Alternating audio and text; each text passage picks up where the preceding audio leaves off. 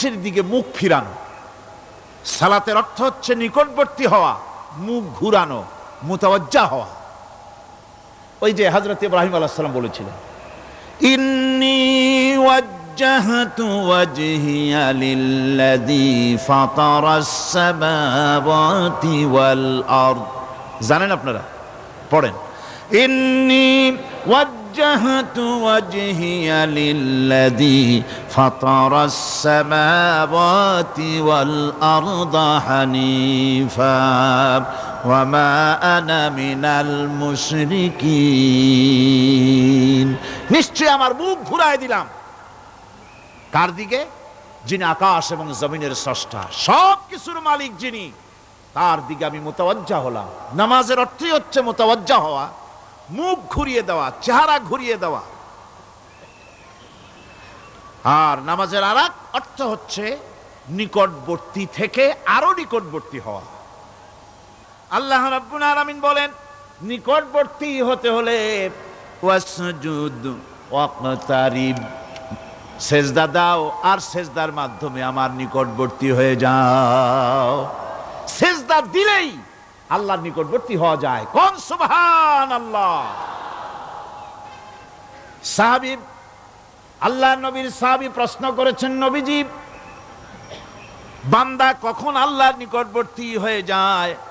নবীজি বলেছেন, বান্দা যখন সেজদা দেয় তখন আল্লাহর বান্দার মাঝে কোনো হিজাব থাকে না, একদম আল্লাহ পাকের নিকটবর্তী হয়ে যায় বান্দা যখন সেজদায় পড়ে যায়। সুতরাং নামাজ হচ্ছে নিকটবর্তী হওয়া, সালাত এটা হচ্ছে নিকটবর্তী হওয়া। নামাজ ফরজ হওয়ার কারণ হচ্ছে এই যে মানুষ আল্লাহর বান্দা বা গোলাম হিসেবে সৃষ্টি হয়েছে, তাই একমুখী হয়ে রবের বন্দিগি করা এটা হচ্ছে তার স্বাভাবিক একটা প্রকৃতি। আল্লাহ রাব্বুল আলামিন এই প্রকৃতির দাবি মিটাবার জন্যই নামাজের ব্যবস্থা করেছেন। মানুষের ফিতরাত, মানুষের নেচার, মানুষের ফিতরাত হচ্ছে এই যে কারো না কারো কাছে মাথা নত করা, হাত জোড় করা, মাথা নত করা, সার্বভৌমত্বের মালিক কাউকে মনে করা। হাত জোড় করতে হলে, মাথা নত করতে হলে, সার্বভৌমত্বের মালিক হিসেবে কাউকে গ্রহণ করতে হলে আল্লাহর বিকল্প কেউ আছে নাকি? ইসলামের মূল দাওয়াতটা হলো ফিতরাত অনুযায়ী দাওয়াত দেওয়া হয়েছে। মানুষ যেন মাথা নত করে, গোলামি করে।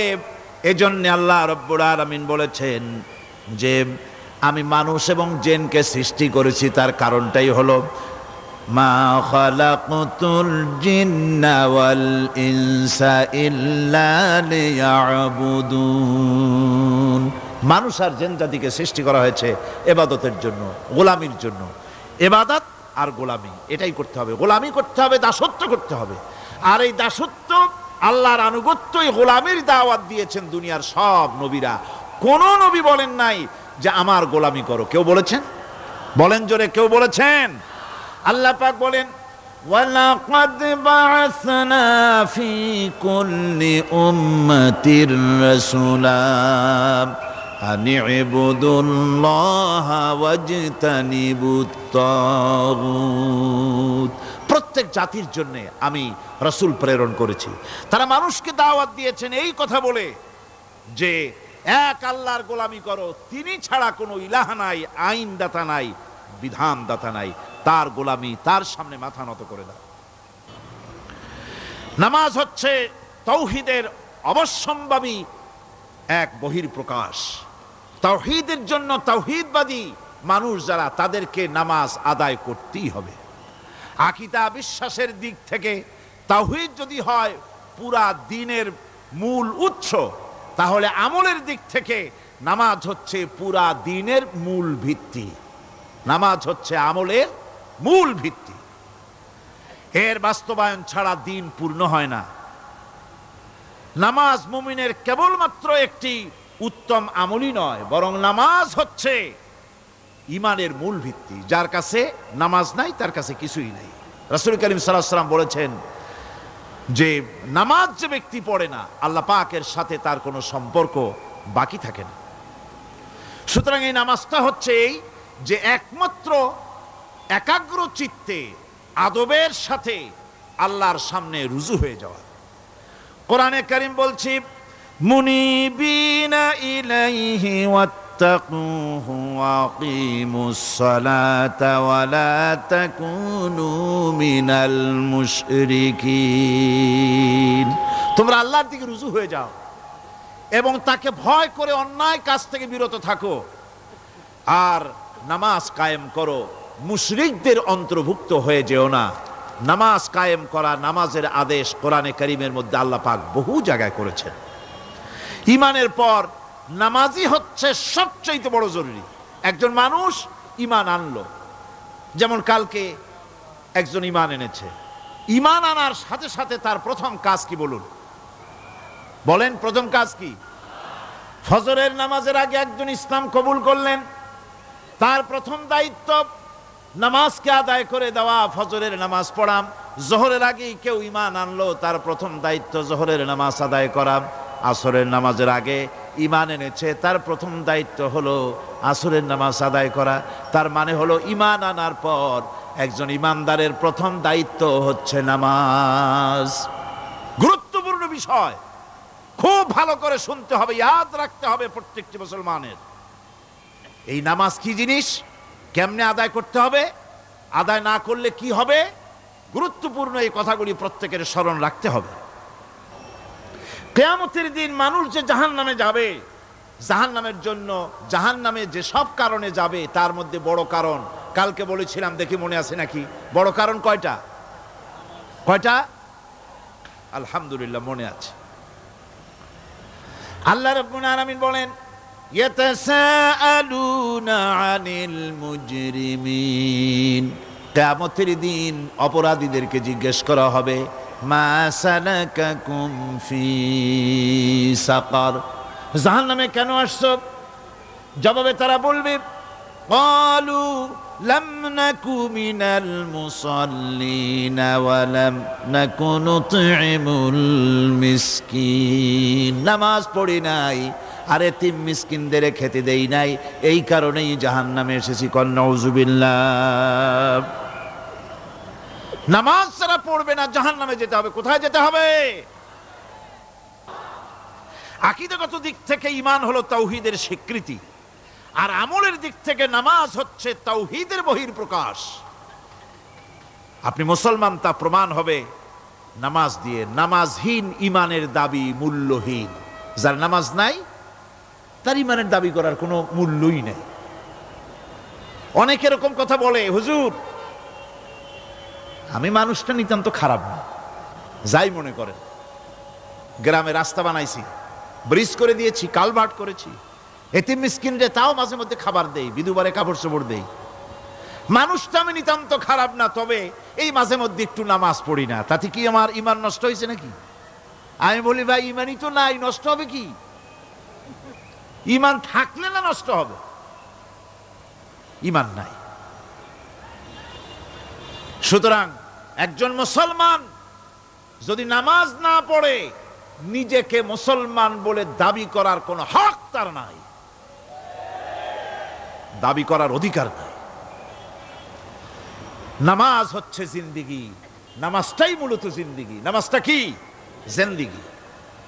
আল্লাহ রাব্বুল আলামিন শিখাচ্ছেন, কুল ইন্না সালাতি ওয়া নুসুকি ওয়া মাহইয়ায়া ওয়া মামাতি লিল্লাহি রাব্বিল আলামিন।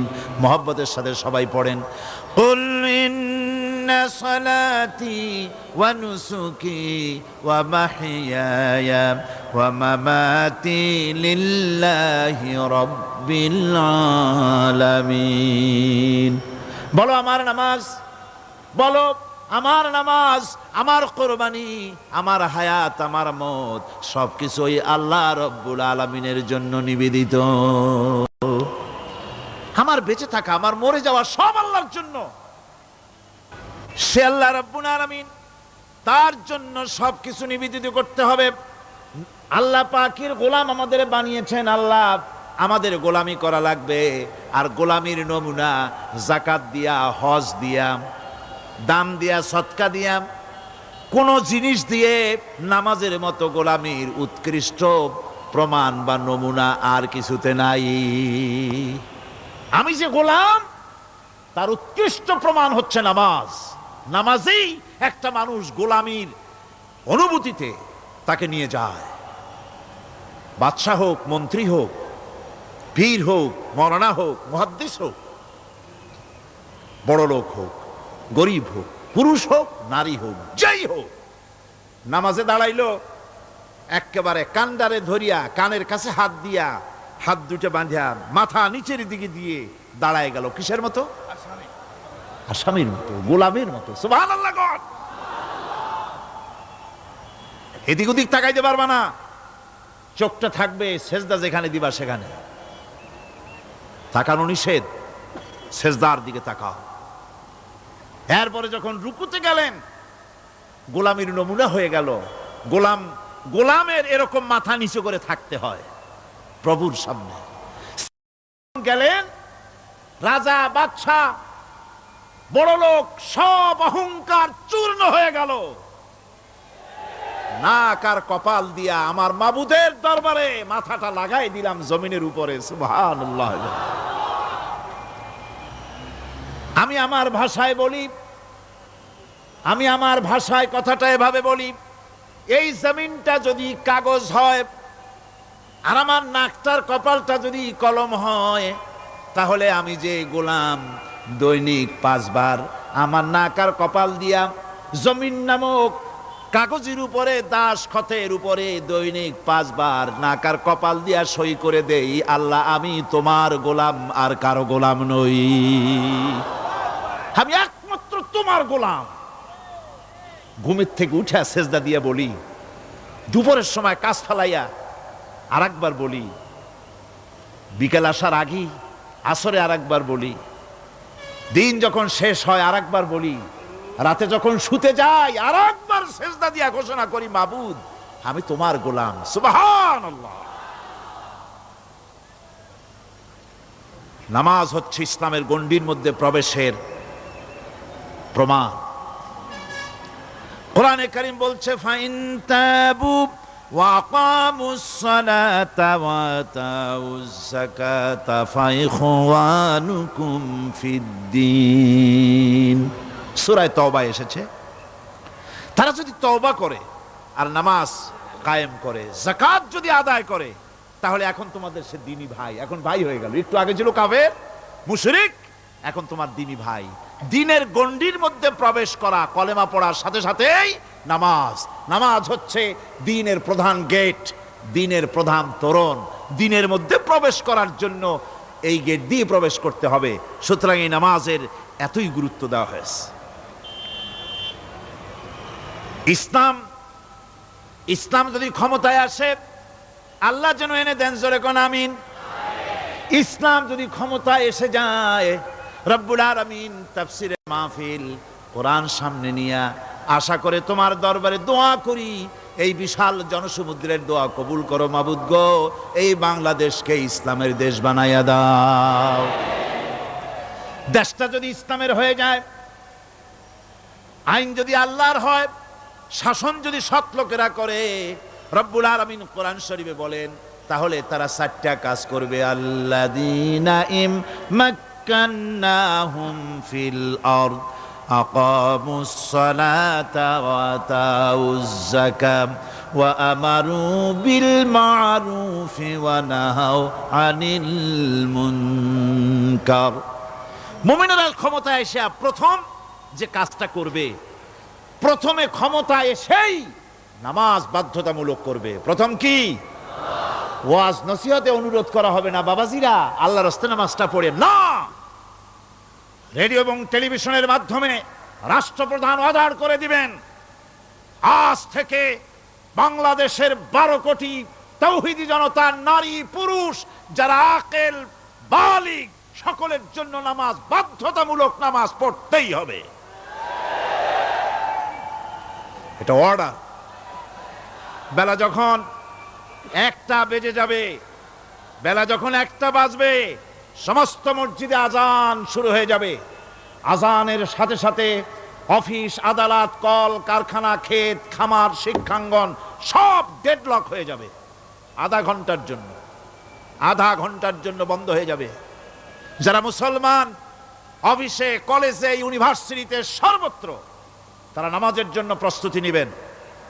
আধা ঘন্টার ভিতরে নামাজ আর খানা সেরে আবার কলেজ চলবে, বিশ্ববিদ্যালয় চলবে, কল চলবে, কারখানা চলবে, ক্যান্টনমেন্ট চলবে, সেক্রেটারিয়েট চলবে, সব আপন গতিতে চলতে থাকবে। আল্লাহর রহমত, বরকত আকাশ ফেড়ে নাজিল হয়ে যাবে। আর এই অর্ডার যে দেওয়া হবে, নামাজ পড়বেন সেখানে। থানায় যখন আজান হবে, থানায় আজান হয়ে গেছে, থানার স্টাফ, পুলিশ যারা আছে জামাতে খাড়া হয়ে যাবে, ইমামতি করবেন ওসি সাহেব।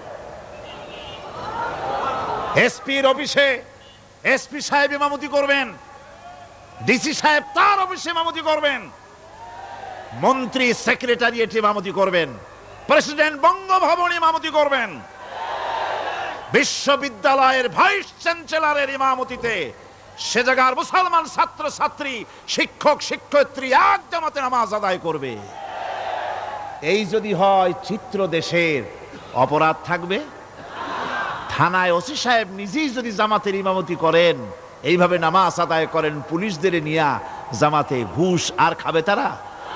এসপি সাহেবের অফিসে, ডিসি সাহেবের অফিসে মন্ত্রীরা যদি এভাবে নামাজ কায়েম করে, তাহলে কি অন্যায় অপরাধ কিছু থাকবে সমাজে? থাকবে না। সুতরাং নামাজ বাধ্যতামূলক করে দেওয়া হবে। নামাজ বাধ্যতামূলক, সকলকে নামাজ পড়তে হবে। নামাজ হচ্ছে অপকর্মের প্রতিবন্ধক। নামাজ পড়লে অন্যায় কাজ থেকে বাঁচার পথ। অন্যায় থেকে বাঁচাই কিসে? নামাজ।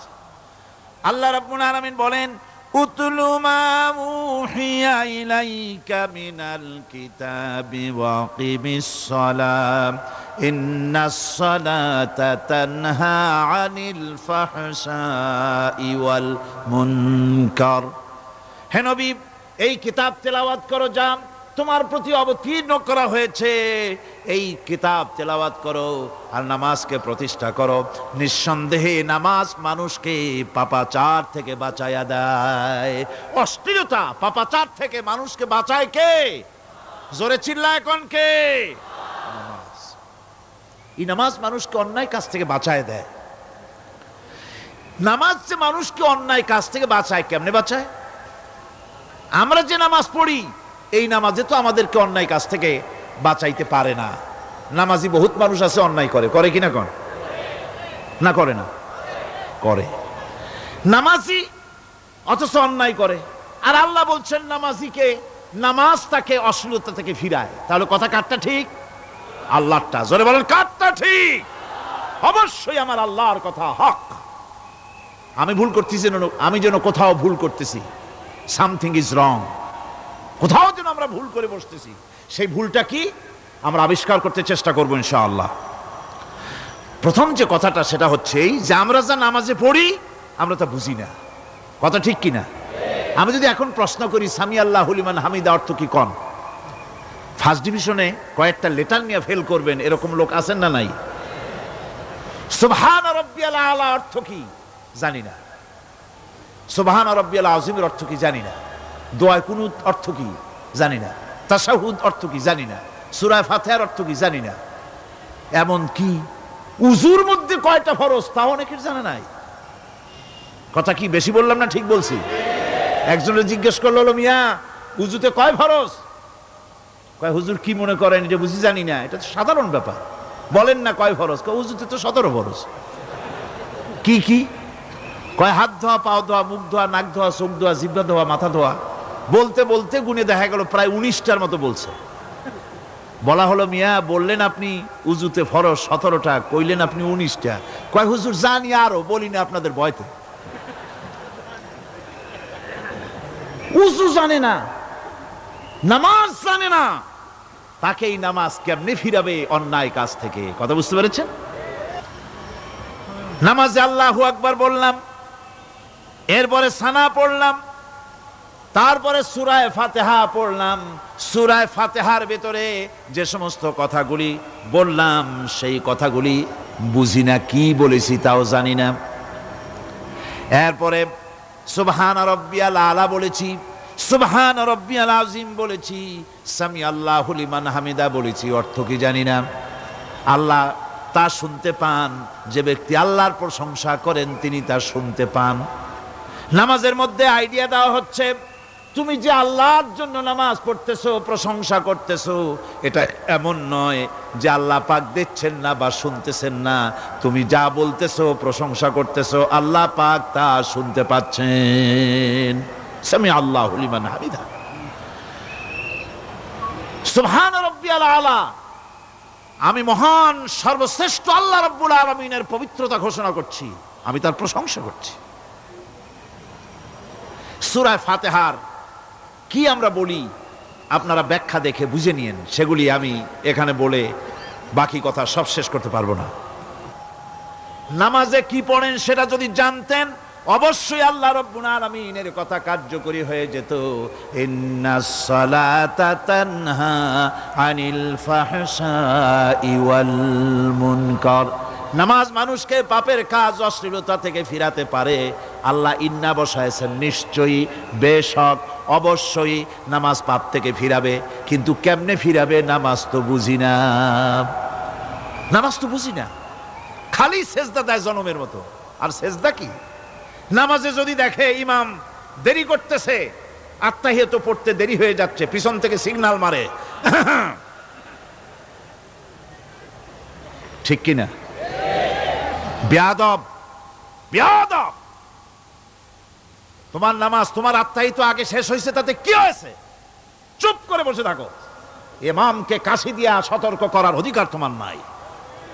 যদি ইমামকে সতর্ক করার জন্য কাশি দিয়ে থাকো, তোমার নামাজ ফাসেদ হয়ে যাবে। এটা ফাজলামি করার জায়গা না, এটা নামাজ। এর নাম কি? ধীরে সুস্থে নামাজ পড়তে হবে। অনেকে মসজিদটারে মনে করে জেলখানা, ঢুকতে যত দেরি, বেরোতে পারলে যেন বাসে যান ছটফট করে। সিনেমার মধ্যে গিয়ে ঘন্টার পর ঘন্টা বসে থাকে, খারাপ লাগে না?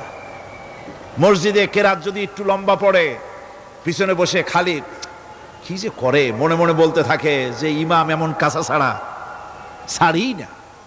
আর গান যখন শোনে, শুনতেই থাকে, কত মজা, ঘুম আসে না। নাউযুবিল্লাহ। সুতরাং নামাজে কি পড়েন সেটা আপনাকে বুঝতে হবে। সঠিকভাবে নামাজ পড়ার পরও যদি কোনো মানুষের সঠিকভাবে, ভালো করে শোনেন, সঠিকভাবে নামাজ পড়ার পরেও যদি কোনো মানুষ পাপের থেকে না ফেরে, তাহলে বুঝতে হবে একথা, পানি আর সাবান দিয়া কাপড় ধুলে কাপড়ের ময়লা যাবে, কিন্তু পানি আর সাবান দিয়া কয়লা জনমের মতো ধুইলেও কয়লার ময়লা যাবে না। কথা বুঝে আসছে? এর থেকে আর উত্তম দৃষ্টান্ত আমার কাছে নাই। নামাজ পড়ার পরেও যদি চরিত্র ভালো না হয়, বুঝতে হবে নামাজ হচ্ছে না, কাঙ্ক্ষিত মানের নামাজ আদায় হচ্ছে না। আল্লাহর নবী বলেছেন, যার নামাজ পাপ কাজ হতে ফিরাতে পারলো না, তার নামাজ নামাজি নয়। আবার শুনুন, রাসূল বলছেন, যার নামাজ তাকে পাপের কাজ থেকে ফিরাতে পারলো না, তার নামাজ নামাজ নয়। ওইটা নামাজ হয় নাই, যার জন্য তার পাপ থেকে তারে ফিরাইতে পারছে না। আর কিয়ামতের দিন বেনামাজিরা সবচাইতে বেশি অপমানিত হবে। সবচাইতে বেশি অপমানিত হবে কারা? বেনামাজিরা। কিভাবে? ইয়াউমা ইউকশাফু আন সাকিন ওয়া ইউদআউনা ইলাস সুজুদি ফালা ইস্তাতিউন। সেদিন কঠিন সময়, আল্লাহ রাব্বুল আলামিন লোকদেরকে সিজদা করার জন্য বলবেন, কিন্তু যারা বেনামাজি ছিল দুনিয়ায়, তারা সিজদা দিতে পারবে না। বলেন নাউযুবিল্লাহ। অবস্থাটা কি হবে? খাশিআতান আবসারুহুম তারহাকুহুম যিল্লাহ তাদের দৃষ্টি নিচু হবে, লাঞ্ছনা এবং অপমান তাদের উপরে চেপে বসবে, সেজদা দিতে পারবে না। আল্লাহ আমাদেরকে ক্ষমা করুন। কিয়ামতের দিন হযরত আদম আলাইহিস সালাম থেকে শুরু করে পৃথিবীর সমস্ত মানুষের সামনে আল্লাহ রাব্বুল আলামিন সেজদা করার জন্য অর্ডার করবেন। যারা নাকি বেনামাজি, ওরা আল্লাহর দরবারে সেদিন সেজদা দিতে পারবে না, লাঞ্ছিত অপমানিত হবে। যারা কন নাউযুবিল্লাহ।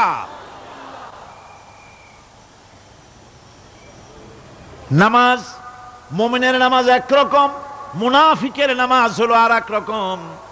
মুনাফিকরাও নামাজ পড়ে, পড়ে কিনা কন? মুনাফিকেরাও নামাজ পড়ে।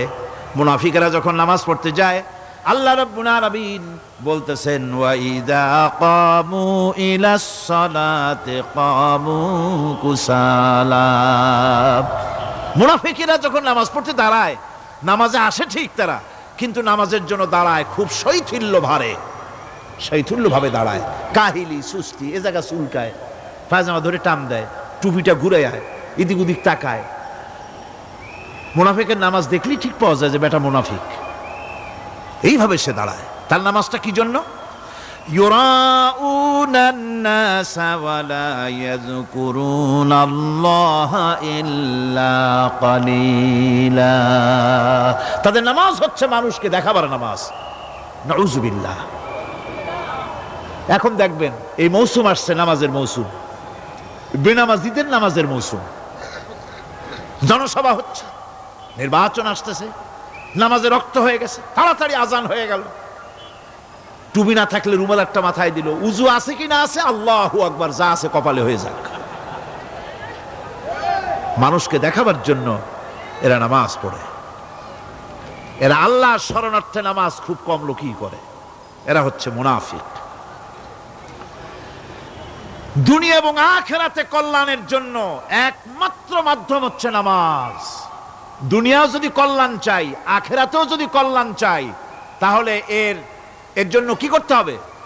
কি করতে হবে? আমার কথা নয়, আল্লাহ রাব্বুল আলামিনের কথা শুনুন। রব্বুল আলামিন বলেন ক্বাদ আফলাহাল মুমিনুন আল্লাযীনা হুম ফি সালাতিহিম খাশিউন ওয়াল্লাযীনা হুম লিয-যাকাতি ফাঈলুন ওয়াল্লাযীনা হুম লিফুরুজিহিম হাফিজুন। নিশ্চিতভাবে সেই সব মুমিন কল্যাণ লাভ করবে, নিশ্চিতভাবে। তারা হচ্ছে ওই সব লোক যারা নিজেদের নামাজ ভীতি মিশ্রিত, বিনয় ভাবে, ভীতি মিশ্রিত অবস্থায় বিনয়ের সাথে যারা নামাজ আদায় করে, যারা বেহুদা কাজ থেকে বিরত থাকে, যারা যাকাতের পন্থায় কর্মতৎপর হয়, আর যারা নিজের লজ্জাস্থানকে হেফাজত করে। এরপরে আল্লাহ পাক বলেন ওয়াল্লাযীনা হুম লিআমানাতিহিম ওয়া আহদিহিম রাউন ওয়াল্লাযীনা আলা সালাওয়াতিহিম ইউহাফিজুন ওয়াল্লাযীনা আলা সালাতিহিম হাফিজুন। আর যারা তাদের আমানতকে পূর্ণ করে, আমানত এবং তাদের ওয়াদা চুক্তি পূর্ণ করে, এবং যারা নিজেদের নামাজ সমূহকে পূর্ণভাবে হক আদায় করে নামাজ পড়ে, নামাজের যারা হেফাজত করে, এরা কারা? এরা হচ্ছে উলাইকা হুমুল ওয়ারিসুন আল্লাযীনা ইয়ারিসুনাল ফিরদাউসা হুম ফিহা খালিদুন। এরা হচ্ছে সেই সব লোক, এরা উত্তরাধিকার হচ্ছে জান্নাতের উত্তরাধিকার, জান্নাতুল ফিরদাউসে আল্লাহ রাব্বুল আলামিন এই গুণ বিশিষ্ট লোকদের জন্য জায়গা করে দিবেন। জোরে কোন সুবহানাল্লাহ। নামাজকে পড়তে বলা হয়নি, কোরআন শরীফে বলা হয়েছে নামাজ কায়েম করো। কি বলা হয়েছে কন্ত দেখি? নামাজ কায়েম করো, নামাজ পড়ো। এই কথা কিন্তু কোরআন শরীফে কোনো জায়গায় আছে নাকি? এখন কায়েম করা কারে বলে? একটা গুরুত্বপূর্ণ আরেকটি বিষয়। নামাজ কায়েম করতে বলা হয়েছে। কায়েম কি? কায়েমটা হচ্ছে দৃষ্টান্ত স্বরূপ বলা যায় যে জিনিসটা সমাজে প্রতিষ্ঠিত আছে ওইটারে বলে কায়েম হওয়া, আর যেটা প্রতিষ্ঠিত নাই ওটা কায়েম নাই।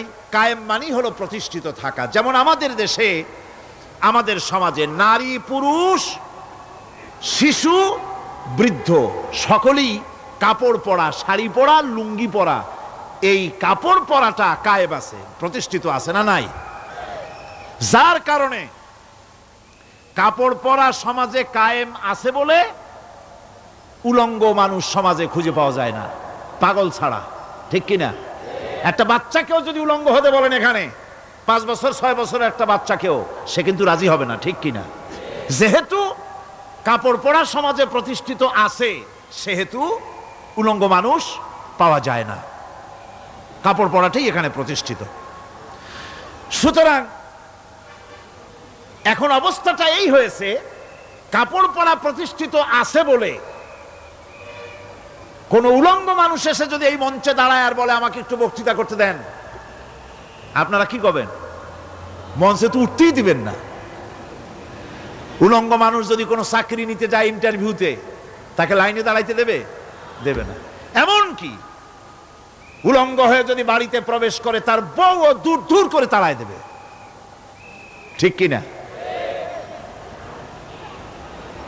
যেহেতু সমাজের ভিতরে কাপড় প্রতিষ্ঠিত আছে, সেই জন্য এই উলঙ্গ মানুষ পাওয়া যায় না।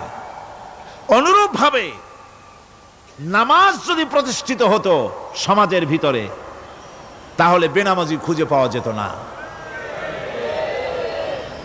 চাকরি করতে গেলে সেখানে নামাজ মানদণ্ড হয়ে যেত, নামাজ পড়ে কিনা তা দেখে নেওয়া হতো, বেনামাজি লোক পাওয়াই যেত না যদি প্রতিষ্ঠিত থাকতো। প্রথম প্রশ্নই হতো তুমি নামাজ পড়ো কিনা। ইলেকশনে যদি একজন উলঙ্গ মানুষ এসে দাঁড়ায়, ভাইরা এবার আমার বোতল মার্কা বাক্স, উলঙ্গ মানুষ এসে ভোটে দাঁড়াইছে, আপনারা ভোট দিবেন? দিবেন। ওইটা কাপড় প্রতিষ্ঠিত আছে বলে, লুঙ্গি প্রতিষ্ঠিত সমাজে আছে বলে উলঙ্গ মানুষকে আপনি ভোট দিবেন না।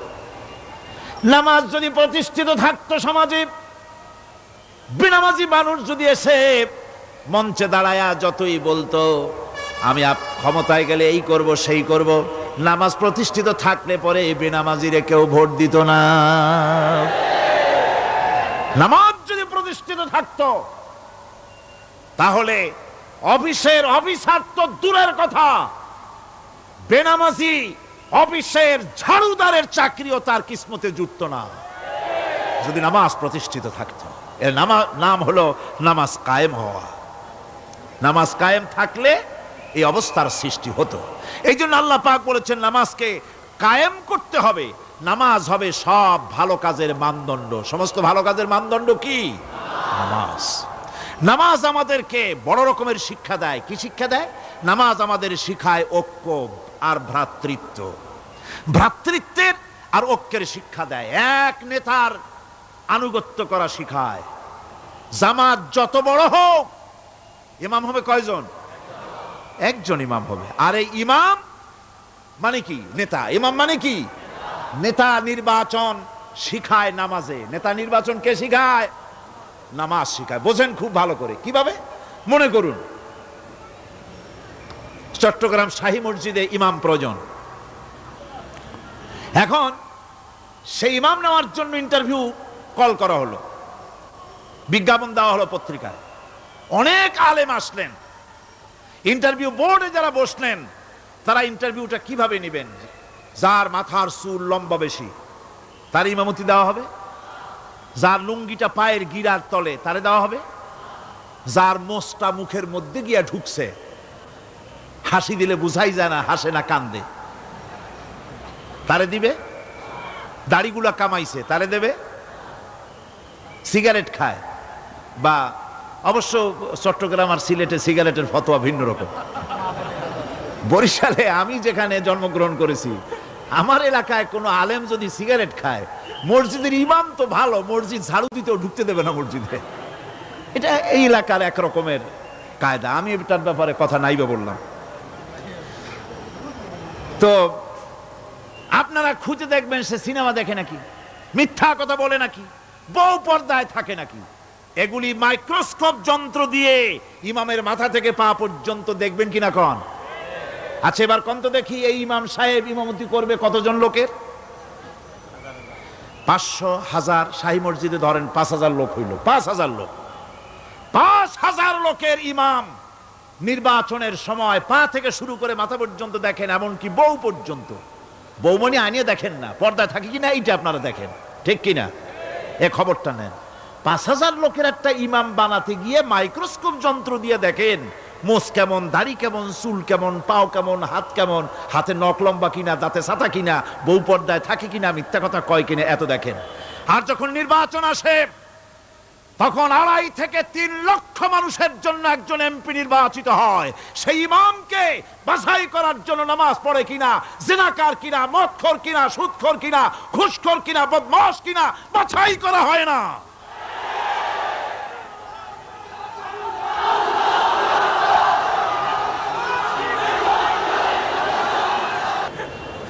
নামাজ আমাদেরকে এটা শিখায় ইমাম কেমনে বানাইতে হবে। কোন সুবহানাল্লাহ।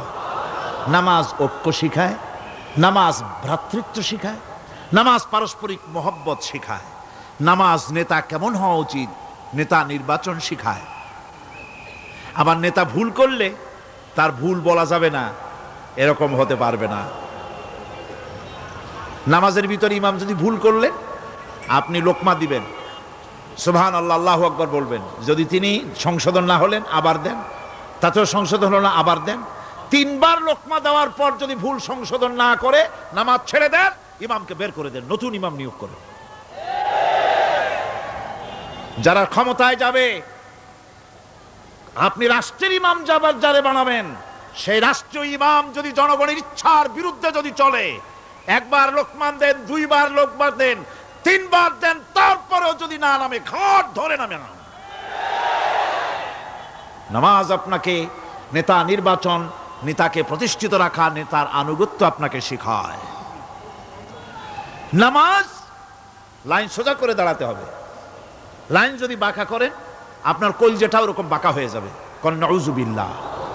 নামাজের কাতারে যার কারণে নামাজের কাতার বাঁকা হবে, পুরা কাতারের জন্য আল্লাহর কাছে ওই লোকটা দায়ী হয়ে যাবে। নামাজ শৃঙ্খলা শিখায়। সুবহানাল্লাহ কইতে ইচ্ছা করে না? নামাজ শৃঙ্খলা শিখায়, শৃঙ্খলা বোধ শিখায়, সোজা হয়ে দাঁড়ায়। তারপরে ঐক্য এবং মহব্বত শিখায়। নামাজের ভিতরে যখন দাঁড়ায় গেলেন, আমির দাঁড়ালো, ফকির দাঁড়ালো, মন্ত্রী দাঁড়ালো, তার ড্রাইভারও দাঁড়ায় গেল, একই কাতারে দাঁড়ায় গেছে। নামাজ পড়তে গিয়ে ড্রাইভারের পাও গিয়ে লেগেছে মন্ত্রীর গায়ে। নামাজ শেষ হওয়ার পর মন্ত্রীর বাবার ক্ষমতা নাই এ কথা বলার যে বেটা ড্রাইভার সলিমুদ্দি, তোর পাও লেগেছে আমার পায়ে, তোর চাকরি সুদ্ধা দোজকে পাঠায় দেব। পারবে বলতে? পারবে না। মিয়া মন্ত্রী সাহেব, এটা তোমার সেক্রেটারিয়েট না, এটা আল্লাহর ঘর। এটা কার ঘর? এক হি সাপ মে খড়ে হো গয়ে মাহমুদ ও আয়াজ, এক হি সাপ মে খড়ে হো গয়ে महमूद आयाज, न कोई बंदा रहा न कोई बंदा नवाज। একই কাতারে দাঁড়িয়ে গেছে সম্রাট মাহমুদ আর চাকর আয়াজ। এখন সম্রাট মাহমুদও নাই, চাকর আয়াজও নাই, সম্রাট আর চাকর দুজনই আল্লাহ পাকের গোলাম হয়ে গিয়েছে। তুমি মসজিদে এসেছো, তুমি আল্লাহর গোলাম। কার গোলাম? আল্লাহ পাকের গোলাম। এই জিনিস শিখায় নামাজ। নামাজ শিখায় মানুষকে পাঞ্চুয়ালিটি, নিয়মানুবর্তিতা, সময়ের জ্ঞান শিখায় নামাজ। নামাজ মানুষকে কি শিখায়? আল্লাহ রাব্বুল আলামিন বলছেন, ইন্নাস সালাতা কানাত আলাল মুমিনিনা কিতাবাম মাওকুতা। নিঃসন্দেহে নামাজ মুমিনদের নিয়মানুবর্তিতার সাথে ফরজ করা হয়েছে, তাদের উপরে নিয়মানুবর্তিতার উপরেই, সময়ের উপরে নামাজকে ফরজ করা হয়েছে। আপনার আন্দাজ মতো আপনি পড়তে পারবেন না, সময় মতো পড়তে হবে, আউয়াল ওয়াক্তে পড়তে হবে। আমার দেশের মসজিদগুলিতে ফজরের নামাজ পড়া হয় এমন সময় পূর্ব দিক ফর্সা হয়ে যায়। ইমাম সাহেব যদি ভুল করেন, নামাজ যদি দোহরাতে যান, তাহলে সূর্য উদয় হয়ে যাবে, এমন অবস্থা। নামাজ এত দেরিতে পড়া হয়। প্রত্যেক ওয়াক্তের নামাজ আউয়াল ওয়াক্তে পড়ার জন্য রাসূল সাল্লাল্লাহু আলাইহি ওয়াসাল্লাম তাগিদ করেছেন। সময়ের দিকে লক্ষ্য রাখতে বলা হয়েছে। যেই জাতির, লক্ষ্য করুন, যে জাতির দৈনিক 5 বার টাইমলি অক্ত মতো সময় মতো নামাজ আদায় করতে হয়। দুর্ভাগ্যজনক সত্য, সেই জাতির কাছে সময়ের কোনো দাম নাই। সময়ের দাম নাই। 9টার গাড়ি কয়টায় আসবে? 9টার গাড়ি কয়টায় আসবে? একদিন দেখা গেল সত্যি 9টার সময় এসে গেছে। যাত্রীরা বলছে মাশাআল্লাহ, অন্তত একটা দিন তো 9টার সময় আসলো। স্টেশন মাস্টার বলছে না, খুশি হওয়ার কারণ নাই, আজকের না, এটা গতকালকেরটা। আমার আমেরিকার সফরের সময়, যে বাড়িতে আমি আমেরিকায় থাকি, কুইন্স এলাকায়, নিউ ইয়র্ক সিটিতে, সে বাড়িওয়ালা চাকরি করে। সে আমাকে বলল 10টি বছর আমি একটা ট্রেনে যাতায়াত করি। সে বলছে রাত 3:45 ট্রেনটা আসে, ওই ট্রেনে চড়ে সে তার কর্মস্থলে যায়। বলল 10টা বছর আমি এখানে আছি, 10 বছরের ভিতরে এই ট্রেনটা 1 মিনিটের জন্য এদিক ওদিক করলো না, ঠিক 3:45 এসে হাজির হয়ে গেছে। ঝড় হোক, বৃষ্টি হোক, স্নো পড়ুক, বরফ পড়ুক, টাইমলি চলতেছে। দুনিয়ায় ভিন্ন জাতিরা যে উন্নতি করে, তার পেছনে সময়ের জ্ঞান তাদের অনেক বেশি আমাদের থেকে। কথা ঠিক কিনা? আমাদের সময়ের জ্ঞান নাই, সময়ের কোনো মূল্য আমরা দেই না। 2টার সময় মিটিং হবে, মন্ত্রী সাহেব আসেন 5টার সময়, ঠিক কিনা? বক্তৃতার জন্য সময় দেওয়া হয়েছে 20 মিনিট, নাহমাদু ওয়া নুসাল্লি আলা কইয়া সুর দিয়া 35 মিনিট গেছে নাহমাদু কইতে কইতে। সময় 20 মিনিট, তা তার মনেই নেই। এই যে সময়ের জ্ঞান নাই, এটা ব্যর্থতা। নামাজ মানুষকে সময়ের জ্ঞান শিখায়। কোন আলহামদুলিল্লাহ। এই সময়ের জ্ঞান আমাদেরকে শিখতে হবে। এবার আমি আপনাদের সামনে বলতে চাই, আল্লাহর নবী জনাবে মুহাম্মদ রাসূলুল্লাহ সাল্লাল্লাহু আলাইহি ওয়াসাল্লাম নামাজের ব্যাপারে কি বলছেন। এতক্ষণ তো আল্লাহর কথা শোনালাম, কার কথা শোনাইছে? আমার আল্লাহর নবী বলেন, নবীকে প্রশ্ন করা হলো, ইয়া রাসূলুল্লাহ আইয়ু শাইইন আহাব্বু ইনদাল্লাহি ফিল ইসলাম, ইসলামের মধ্যে আল্লাহর কাছে কোন জিনিসটা বেশি প্রিয়? আল্লাহর কাছে ইসলামের কোন জিনিসটা বেশি প্রিয়? হুজুর বললেন, as-সালাতু লিওয়াক্তিহা, মান তারাকা সালাতান ফালা দীন লাহু ওয়াস-সালাতু ইমাদুদ্দিন। আল্লাহর কাছে সবচাইতে বেশি প্রিয় হচ্ছে নামাজ। সবচাইতে প্রিয় কি? নামাজ। ওয়াক্ত মতো নামাজ আদায় করা আল্লাহ পাকের বেশি প্রিয়। আর এই নামাজ হচ্ছে দ্বীনের খুঁটি। এটা দ্বীনের কি? খুঁটি। এই যে খুঁটিগুলো আছে, খুঁটিগুলো ফালাই দিলে তারপর আপনার এই প্যান্ডেল থাকবে? থাকবে না। বিল্ডিং এর পিলার ভেঙে দেন, বিল্ডিং টিকবে? ঘরের খুঁটিগুলি উড়ায় ফেলেন, ঘর টিকবে? টিকবে না। দ্বীনের খুঁটি হচ্ছে নামাজ। লা দীনা লিমান লা সালাতা লাহু, যার কাছে দ্বীন নাই, যার কাছে নামাজ নাই, তার কাছে কি নাই? দ্বীন নাই, ঈমান নাই। আল্লাহর নবী বলেছেন, ওয়ান জাবির রাদিয়াল্লাহু তাআলা আনহু قال قال رسول الله صلى الله عليه وسلم بين العبد وبين الكفر ترك الصلاة। আল্লাহ পাকের নবী বলেন, আল্লাহর বান্দার মুমিন, আল্লাহর বান্দার কাফের, দুইজনের মধ্যে পার্থক্য হলো, যে ব্যক্তি নামাজ পড়ে সে আল্লাহর গোলাম, যে নামাজ পড়ে না সে কাফের হয়ে গেল। যে নামাজ পড়লো না সে কাফের হয়ে গেল। মান তারাকা সালাতান মুতাআম্মিদান ফাকাদ কাফারা, যে ব্যক্তি ইচ্ছে করে নামাজ ছেড়ে দিল সে কাফের হয়ে গেল। বলেন নাউযুবিল্লাহি মিন যালিক। এই জন্য নামাজ আদায় করা বাধ্যতামূলক প্রত্যেকটি মুসলমানের জন্য। রাসূল করিম সাল্লাল্লাহু আলাইহি সাল্লাম একটা দৃষ্টান্ত দিয়েছেন, কারো বাড়ির সামনে যদি একটা নাহার থাকে, একটা পুকুর থাকে, একটা খাল থাকে প্রবাহিত, এতে যদি ওই বাড়িওয়ালা দৈনিক 5 বার গোসল করে, তাহলে তার গায়ে কি কোনো ময়লা থাকে? হুজুর, সাহাবীরা বললেন না হুজুর, থাকে না। হুজুর বললেন, এটাই হলো নামাজের দৃষ্টান্ত। 5 ওয়াক্ত নামাজ যে আদায় করবে, সে গুনাহ থেকে আল্লাহ পাক তাকে পবিত্র করে দিবেন। সুবহানাল্লাহি বিহামদি। আমার ভাইয়েরা, নামাজ পড়লে পরে এক জুমা থেকে আর এক জুমা পর্যন্ত মানুষ যে সমস্ত গুনাহ করে, কবিরা গুনাহগুলি বাদে, শিরক আর কবিরা গুনাহগুলি বাদে যত গুনাহ আছে তার কাফারা হয়ে যায়। নামাজ যে সঠিকভাবে আদায় করবে, এই নামাজটা একটা কঠিন কাজ। নামাজটা কি কাজ? কে বলতেছেন এ কথা? আল্লাহ পাক। ওয়া ইন্নাহা লাকাবীরাতুন ইল্লা আলাল খাশিঈন। নামাজ একটা ভারী জিনিস, একটা কঠিন জিনিস। কাদের জন্য কঠিন নয়? যারা নাকি আল্লাহ পাককে ভয় করে। আল্লাযীনা ইয়াযুন্নুনা আন্নাহুম মুলাকু রাব্বিহিম ওয়া আন্নাহুম ইলাইহি রাজিউন। যারা নাকি একথা মনের ভিতরে ধারণা করে যে আল্লাহ রাব্বুল আলামিনের দরবারে আমার হাজির হওয়া লাগবে, মোলাকাত করা লাগবে, এই চিন্তা যারা করে তাদের জন্য নামাজ মোটেই কষ্টকর নয়, নামাজ মোটেই তাদের জন্য অসহনীয় নয়, বোঝা নয়, ভার নয়। তারা নামাজ আদায় ঠিকই করবে। এই জন্যে বিবি বাল বাচ্চা সকলকে নামাজের জন্য তাগিদ করতে হবে। যত ভাই এখানে এসেছেন নিজেরা পড়বেন, বিবি বাল বাচ্চাকে তাকিদ করবেন। আল্লাহ পাক বলছেন ওয়ানজির আশিরাতাকাল আকরাবিন, তোমার নিকটবর্তী যারা আছে তাদেরকে তুমি আল্লাহর ভয় দেখাও। নামাজের জন্য তাদেরকে বলো, আল্লাহর ভয় তাদের অন্তঃকরণের মধ্যে সৃষ্টি করে দাও। আর এই নামাজ পড়তে হবে জামাতের সাথে। নামাজ পড়তে হবে কিসের সাথে? জামাতের সাথে। রাসূল করিম সাল্লাল্লাহু আলাইহি ওয়াসাল্লাম বলছেন, হুজুরের কাছে, আল্লাহর নবীর কাছে হযরতে আবু হুরায়রা রাদিয়াল্লাহু তাআলা আনহু হাদিসটি বর্ণনা করেছেন। হুজুরের কাছে একজন অন্ধ লোক এলো। সেই অন্ধ লোক এসে বললেন, হুজুর আমি তো চোখে দেখি না, জামাতের যে গুরুত্বের কথা আপনি বললেন, আমাকে কি রুখসত দেওয়া যায় নাকি? আমি অনেক সময় সাথী সঙ্গী পাই না, আমাকে কি রুখসত দেওয়া যায় নাকি? হুজুর বললেন, হ্যাঁ তোমাকে রুখসত দেওয়া গেল। অন্ধ যখন হেঁটে যাচ্ছিলেন, নবীজি তাকে আবার ডাকলেন, ডেকে জিজ্ঞেস করলেন, অন্ধ নামাজের মসজিদের আজান কি তোমার কানে যায়? বলে, হ্যাঁ আমি আজান শুনি। হুজুর বললেন, আজানের জবাব দিবা, মসজিদে এসে জামাতে নামাজ পড়বা।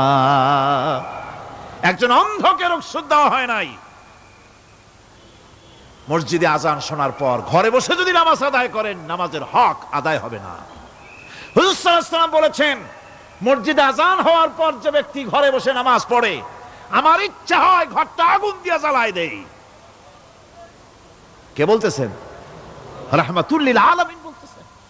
রাহমাতুল লিল আলামিন বলতেছেন, ঘরের মধ্যে যদি মেয়ে লোক আর বাচ্চারা যদি না থাকতো, তাহলে আমার ইচ্ছা হয় আমি বলি আগুন দিয়ে ঘরটারে জ্বালায় দাও। এই ঘরের মহব্বতেই তো সে বাইর হয় না। নামাজের এত বড় গুরুত্ব দেওয়া হয়েছে। আমার বন্ধুগণ, এই নামাজের জামাতি আল্লাহর নবী জীবনের শেষ নামাজ জামাতে আদায় করেছেন। জীবনের শেষ নামাজটাও জামাতে আদায় করলেন। তখন তার এমন অবস্থা, এত অসুস্থ, দাঁড়াতে পারেন না, হাঁটতে পারেন না। দুইজন সাহাবীর কাঁধের উপরে ভর করে তারপরে বহু কষ্ট করে মসজিদে গিয়ে নামাজ আদায় করেছেন। খুতবা দিয়েছেন, বললেন, খুতবা দিতে গিয়ে বললেন, আজ থেকে মসজিদে নববীর চতুর্দিকের সকলের দরজা বন্ধ হয়ে যাবে, শুধু আবু বকরের দরজাটা খোলা থাকবে। আল্লাহর নবী বললেন, আল্লাহ রাব্বুল আলামিন এই পৃথিবীতে তার এক বান্দাকে জাগতিক সব সম্পদ দিতে চেয়েছিলেন, কিন্তু সে বান্দা সব জাগতিক সম্পদকে উপেক্ষা করে মাবুদের সঙ্গে দেখা করা বেশি জরুরি, বেশি পছন্দ মনে করেছেন। এতটুকুন কথা নবীজি বললেন, কেউ কিছু বুঝলো না। হযরতে আবু বকর রাদিয়াল্লাহু তাআলা আনহু হুজুরের এই কথা শুনে কাঁদতে কাঁদতে তিনি অস্থির হয়ে যাচ্ছেন। সাহাবীরা চিন্তা করলেন, হুজুর কার না কার কথা বলেছেন, তাতে কান্নার কি আছে? বয়োবৃদ্ধ, জ্ঞান বৃদ্ধ হযরতে আবু বকর রাদিয়াল্লাহু তাআলা আনহু বুঝতে পেরেছেন, এই পৃথিবীর সব সম্পদ তো আল্লাহ হুজুরকেই দিতে চেয়েছিলেন। তিনি সমস্ত সম্পদকে উপেক্ষা করে তার মাবুদের সঙ্গে দেখা করার জন্য প্রস্তুতি নিয়েছেন। তার মানে হলো আল্লাহর নবীর বিদায় হয়ে যাবেন, আমরা নবী থেকে এতিম হয়ে যাব। নবীজি ঘরের মধ্যে প্রবেশ করলেন, প্রচন্ড জ্বর এলো। এই প্রচন্ড জ্বর নিয়ে তিনি শুয়ে আছেন, কখনো বেহুশ কখনো হুশ। এর মধ্যে সারা আজান হয়ে গেল। সাহাবীরা বহুক্ষণ অপেক্ষা করে হযরত আবু বকরের ইমামতিতে নামাজ শুরু করলেন। হুজুরের হুশ এলো, প্রশ্ন করলেন, আয়েশা রে এখন কোন সময়? হযরত আয়েশা বলেন, ইয়া রাসূলুল্লাহি মসজিদে নববীতে নামাজ শুরু হয়ে গেছে। সাহাবীরা অনেকক্ষণ অপেক্ষা করে আমার বাবার ইমামতিতে নামাজ পড়তেছে সবাই, কিন্তু সাহাবীরা কেঁদে কেঁদে নামাজের মধ্যেই কাঁদতে কাঁদতে অস্থির হয়ে যাচ্ছে। তাদের মনের ধারণা হয়েছে নবীজির পেছনে নামাজ পড়ার কিসমত থেকে তারা মাহরুম হয়ে গেল। নবীজি বলেন, আয়েশা দরজা খুলে দাও আর আমার মাথাটা একটু উঁচু করে ধরো, আমি একটু নামাজের দৃশ্যটা দেখি। দরজা খুলে দেওয়া হলো, নবীজির মাথা উঁচু করে ধরা হলো। নামাজের জামাতের দৃশ্য দেখে নবীজি আবার শুয়ে পড়লেন। হযরত মা আয়েশা লক্ষ্য করে দেখেন নবীজির দুই চোখের কোণা দিয়া পানি পড়তেছে। মা আয়েশা জিজ্ঞেস করেন, ইয়া রাসূলুল্লাহ, হে নামাজের দৃশ্য দেখে চোখে কেন পানি এলো? হুজুর বলেন, আয়েশা রে, এটা কোনো দুঃখের পানি নয়, এটা তৃপ্তির পানি। এই যে জামাত নামাজ পড়তেছে লোকেরা, এই জামাত কায়েমের জন্য তায়েফের ময়দানে অনেক রক্ত আমার ঝরেছে। উহুদের ময়দানে দান্দান মুবারক শহীদ হয়েছে, সাহাবায়ে কেরাম জীবন দিয়েছে। এই যে জামাত আমি দেখতে পেলাম, ভবিষ্যতের একটা ছবি যেন চোখে ধরা পড়লো। আমার মনে হলো কিয়ামত পর্যন্ত এই পৃথিবীতে আমার যত উম্মত আসবে তারা এইভাবে করে জামাতে নামাজ আদায় করবে।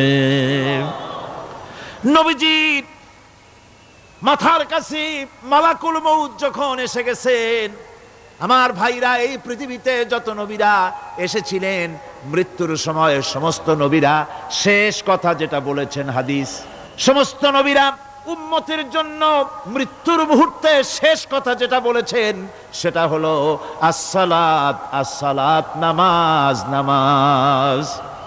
আমার নবী যখন বিদায় হয়ে যান, বিদায় মুহূর্তে মেয়ের কথা বললেন না, কলিজার টুকরা নাতির কথা বললেন না, জামাইয়ের কথা বললেন না, স্ত্রীর কথা বললেন না, মৃত্যুর সময় শেষ কথা বললেন আসসালাত, আসসালাত ওয়া মা মালাকাত আইমানুকুম, নামাজ, নামাজ, আমার উম্মতেরা নামাজ, আমার উম্মতেরা নামাজ ছেড়ে দিও না, নামাজ।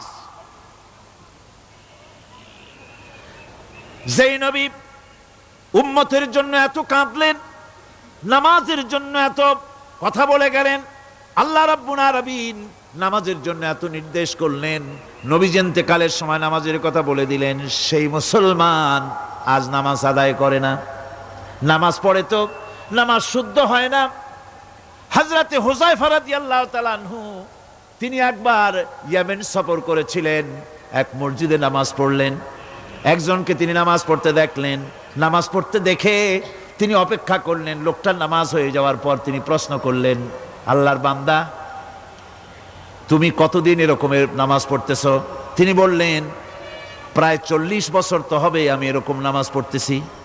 হযরতে হুযায়ফা বলেন, তুমি কি আমারে চেনো? কয়, না, চিনি না। হযরত হুযায়ফা বললেন, আল্লাহর বান্দা শোনো, আমি হচ্ছি আল্লাহর নবী মুহাম্মদুর রাসূলুল্লাহ সাল্লাল্লাহু আলাইহি সাল্লামের সাহাবী হুযায়ফা। ও আল্লাহর বান্দা, তুমি যেভাবে নামাজ পড়েছো এই রকম যদি 40 বছর নামাজ পড়ে থাকো, আল্লাহর কসম করে বলি, নবীজি যে নামাজ শিখাইছেন তোমার সে নামাজ হয় নাই, রাসূলুল্লাহর নামাজ হয় নাই। নামাজ পড়লেই হবে না। রাসূলুল্লাহ বলেছেন, সাল্লু কামা রাআইতুমুনি উসাল্লি, নামাজ পড়ো সেইভাবে যেভাবে আমারে পড়তে দেখো।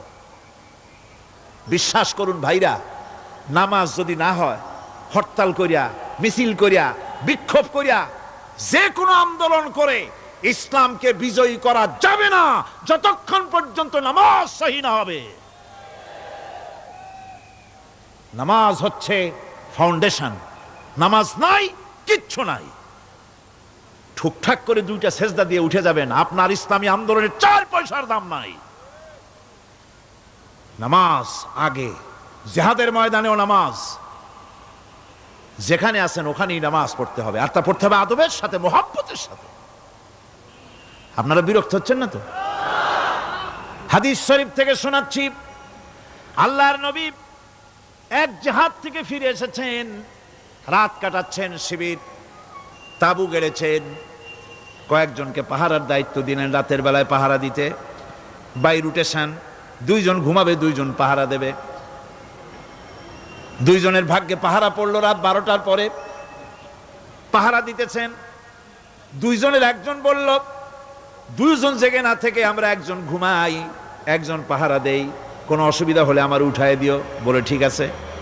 একজন ঘুমায় গেল, একজন পাহারা দিতেছে। তিনি আবার মনে করলেন খামোখা দাঁড়ায় না থেকে সময়টা নামাজের মধ্যে কাটায় দেই। তিনি নামাজ পড়া শুরু করে দিলেন। দুশমন এসে গেছে।